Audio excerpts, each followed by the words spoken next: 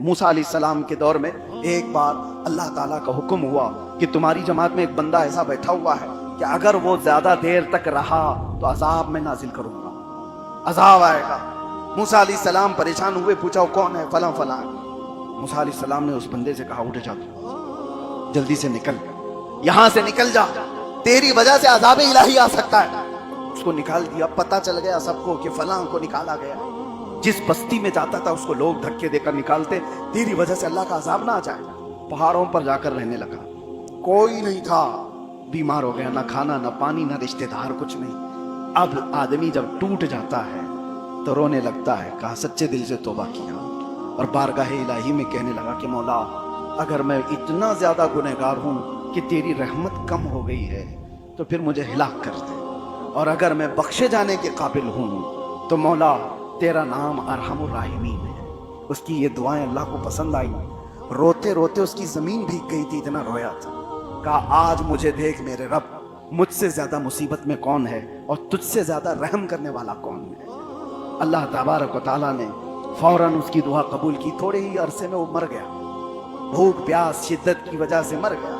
موسیٰ علیہ السلام کو اللہ کا حکم ہوا کہ موسیٰ فلاں پہاڑ پر میرے محبوب بندے کا انتقال ہوا ہے، جائیں اس کے جنازے کا انتظام کریں۔ آئے موسیٰ علیہ السلام، دیکھا کون بندہ ہے اللہ کا محبوب جس کے جنازے کے انتظام کے لیے اللہ نے مجھے حکم دیا۔ آ کے دیکھا تو وہی بندہ پڑا ہوا ہے جس کو بستی سے نکالا گیا تھا، جس کو جماعت سے نکالا گیا تھا۔ موسیٰ علیہ السلام گھبرا گئے کہ غلط جگہ تو نہیں آیا۔ رب تعالیٰ سے پوچھا کلام کر کے کہ مولا یہی بندہ ہے یا کوئی اور ہے جو تیرا محبوب ہے؟ مولا نے فرمایا یہی بندہ، یہی بندہ ہے۔ اس کی تجہیز و تکفین موسیٰ علیہ السلام نے کی، اللہ کے نبی نے کی۔ اس کے بعد پوچھا رب تعالیٰ سے مولا تھوڑے دن پہلے تو اس کی وجہ سے تو عذاب نازل کرنے والا تھا، اور یہ تیرا محبوب کیسے ہوا؟ سنو میرے عزیزو، میرے کل بیان کا خلاصہ یہی ہے، رب تعالیٰ فرماتا ہے ہاں وہ پاپی گنہگار تھا، خطا کار سیاکار تھا، لیکن اے موسیٰ جب وہ دنیا کو چھوڑ کر پھر میرے دربار میں جھک گیا تو میں نے اس کو دنیا کی غلاظتوں سے نکال کر اپنی محبوبیت کا مقام عطا کر دیا۔